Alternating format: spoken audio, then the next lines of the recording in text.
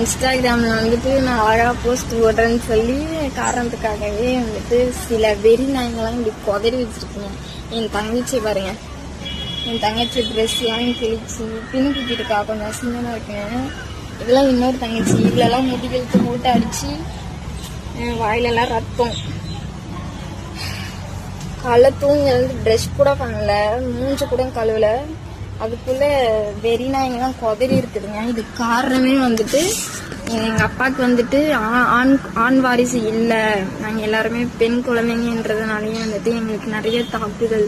முக்கியமாக வந்துட்டு வானூர் காவல் நிலையம் வந்துட்டு எந்த ஆக்ஷனும் எடுக்கவே மாட்டேங்குது. நாங்கள் எவ்வளோ பெட்டிஷன் ஃபைல் பண்ணியிருக்கோம், இந்த இடத்துல இந்த நடவடிக்கையும் எடுத்ததே இல்லை. ப்ளஸ் வந்துட்டு நாங்கள் ஜிப்மர், பாண்டிச்சேரி ஜிப்மர் ஹாஸ்பிட்டலில், வானூர் ஜிஹெச்சில் நாங்கள் வந்துட்டு நிறைய இந்த மாதிரி அடிதடை பிரச்சனைக்காக நாங்கள் போயிட்டு வந்திருக்கோம். எங்கள் அப்பாவை அடிச்சிருக்காங்க, எங்கள் பாப்பாவை அடிச்சு ப்ளீட் ஆயிருக்கு, எங்கள் அப்பாவை அடிச்சு ப்ளீட் ஆயிருக்கு, கண்ணாடிலாம் உடஞ்சி, கண்ணில் போட்டிருந்த கண்ணாடிலாம் உடஞ்சி, கை காலெல்லாம் கிழிச்சு மானாவரியாக அடிப்பாங்க.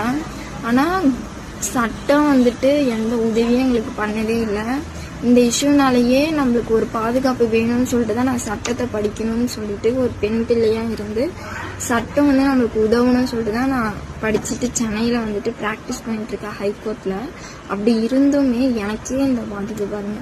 எங்கள் அப்பா அம்மாவை பார்க்கறதுக்காக நான் வந்திருந்தேன், என்ன பார்த்து ரொம்ப நாள் அப்படின்னு சொல்லிட்டு வந்திருந்தேன். எனக்கே எந்த ஒரு பாதுகாப்புமே இல்லை. முக்கியமாக காவல்துறை, இந்த காவல்துறை மட்டும்தான் இப்படி இருக்குன்னு இல்லை, எல்லா காவல் நிலையங்களும் இப்படிதான் இருக்கு. கிராமப்புற மக்கள் வந்துட்டு இப்படிதான் கஷ்டப்படுறாங்க.